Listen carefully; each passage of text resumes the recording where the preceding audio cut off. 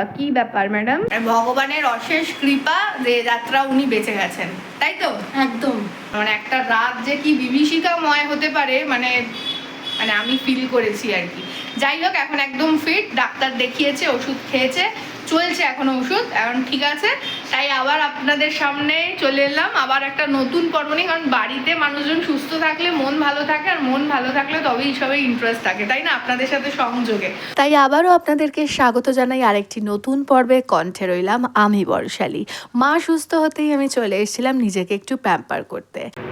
বুঝছিস, এই যে এক্সেস যে হয়ে রয়েছে না, এই দেখ, এগুলোকে কেটে দিয়ে একটা সেট করে। পুরী থেকে ফিরেছি অনেকগুলো দিন হয়ে গেল, আর আপনাদের পুরীর পর্বগুলো শেয়ারও করেছি। কেমন লাগলো আপনারা কমেন্ট করে আমাকে জানিয়েছেন অনেকেই, কিন্তু অনেকেই আবার কমেন্ট কিন্তু করেননি।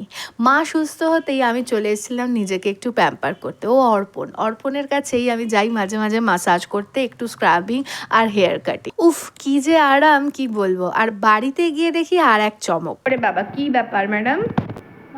রান্না করেছি। বাবা, এটা কি বানিয়েছি? কে বলবে? হ্যাঁ, এটা চিকেন তো? হ্যাঁ। চিকেনের স্ট্রু। উরি বাবা, লেবু ফেবু দিয়ে একেবারে গরমের স্পেশাল। হ্যাঁ, এ দারুণ হয়েছে তো, দেখেই লোভ লাগছে। না ধরো মা, দেখো কাণ্ড। তা আজকে এক দিন ছুটির দিন, কালকে থেকে জয়েনিং তো? দেখি কি হয়। হ্যাঁ, হবে হবে হবে হবে।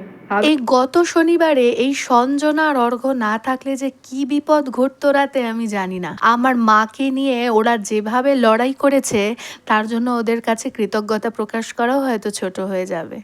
চিকেনের ঝোল, মানে চিকেনের স্ট্রু খেয়ে দেখি কেমন লাগছে। বলছে বর্ষালিদি, তোমাদের তো শরীরটা খারাপ হয়ে গেছে, ভাত করে নাও। আর আমি তোমাদেরকে একটা স্পেশাল জিনিস দিচ্ছি। স্পেশাল জিনিস কি সেটা আপনাদেরকে দেখালাম, এবার খেয়ে দেখার পালা। কি সুন্দর বানিয়ে ডেকোরেশন করে দিয়েছে, একবার দেখুন। আমি বিশ্ব দুনিয়ার সাথে লড়ে নিলেও যখন আমার মা অসুস্থ হয়ে পড়ে আমি প্রচন্ড ভীত হয়ে পড়ি। সেই জন্যই সেই রাতটায় ওরা আমাকে যেভাবে সাপোর্ট দিয়েছে, মাকে সুস্থ করার জন্য ওদের যাবতীয় নার্সিং এক্সপিরিয়েন্স ওই রাতে কাজে লাগিয়ে মাকে পরের দিন যে দাঁড় করিয়েছে, তার জন্য অশেষ কৃতজ্ঞতা। শুধু এখানেই শেষ নয়, আমরা কি খাবো সে কথা ভেবে মেয়েটি আজকে ছুটি বলে আমার মায়ের জন্য এবং আমার জন্য একটা চিকেনের স্ট্রু বানিয়ে দিয়ে যে উপকার করেছে, সেটাও কিন্তু অনস্বীকার্য।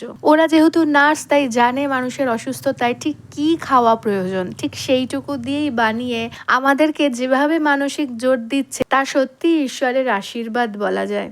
আর সত্যি এত সুন্দর বানিয়েছিল স্ট্রুটা, এই অসহ্য গরমের মধ্যেও কিন্তু পুষ্টিকর বলা যায়। তার কারণ গন্ধরাজ লেবুর গন্ধ, সাথে এত সবজি, সাথে চিকেনের পুষ্টি, সব কিছু মিলিয়ে আমাদের কিন্তু দারুণ লেগেছে। আর মায়ের জন্য তো যথেষ্ট উপযোগী ছিল, আমার জন্য। ছোটবেলায় আমার ঠাকুরদা বলেছিলেন, জীবনে যত বড় বিপদ আসুক, তোমাকে কিন্তু ঈশ্বর প্রোটেক্ট করবে।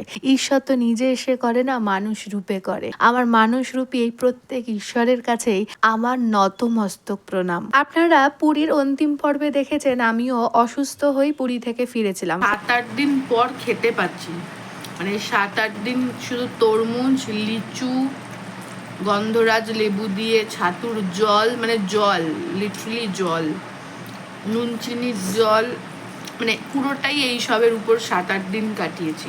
মাছের গন্ধ সহ্য করতে পারছি না, গা গুলাচ্ছে। মা একদিন মাঝে মাছ রান্না করে দিয়েছিল, কিন্তু খেয়েছি, কিন্তু সে খাওয়ার পর মুখে কেমন গন্ধ লাগছে, বমি আসছে, ওয়াক আসছে।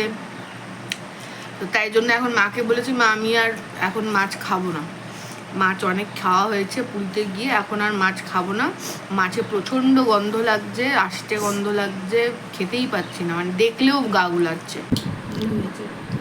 আমি সাধারণত খাই না চিকেন, ওকে দিয়েছে তো একটু খেয়ে দেখলাম, ভালোই করেছি। বাচ্চা মেয়ে, 22 বছরের মেয়ে, ঠিকই করেছে। বড় কথা, ওরা যে আমাদের জন্য ভেবেছে যে বর্ষালিদি খেতে পাচ্ছে না, তার জন্য কিছু বানিয়ে দেওয়া দরকার, মানে তার জন্য থ্যাংক ইউ ভেরি মাচ।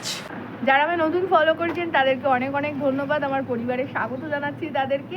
আর আপনিও কেন দেরি করছেন, ফলো না করে দেখবেন না, আর ইউটিউব থেকে দেখলে সাবস্ক্রাইব করে দেবেন কিন্তু অবশ্যই, তাহলে বন্ধুত্ব আরও গভীর হবে আমাদের। কেমন পুরীর পর্বগুলো আপনাদের কেমন লাগলো, আপনারা কিন্তু আমাকে কমেন্ট করে জানাবেন। কেমন আপনাদের সাথে আমার গপ্প না হলে মনটা খারাপ হয়ে যায়, তাই যেন তেন প্রকারানো চেষ্টা করি একটি পর্ব তৈরি করার। কেমন লাগলো পর্বটি যদি কমেন্টে ভরিয়ে আমাকে জানান তবে খুব ভালো লাগবে। আর আমার 15,000 সদস্যদের জানাই অনেক অনেক ধন্যবাদ, আমার পরিবারে স্বাগত আপনাকে। আপনারা সুস্থ থাকবেন, সচেতন থাকবেন, সবার খেয়াল রাখবেন আর মনের সমস্ত খেদ বিদায় করে সবার ভালো চাইবেন।